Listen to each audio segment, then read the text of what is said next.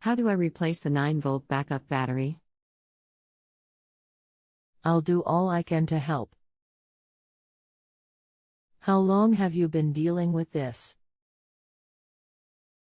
A couple of weeks.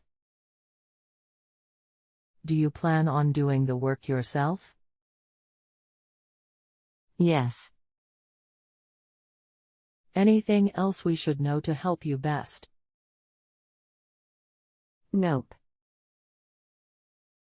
I'm just getting low battery message on my inside RS6 control panel.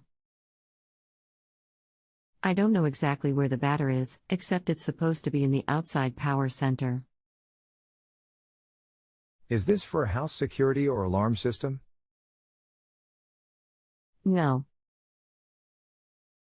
It's just for our Aqualink RS6 control unit. I have been trying to reprogram the filter pump and cleaner start TIMs and keep getting a not programmable message and a low battery message. I'm thinking the not programmable message may go away if I can replace the battery. Do you know if you have an inside remote to that? Are you the original owner? And how old is it?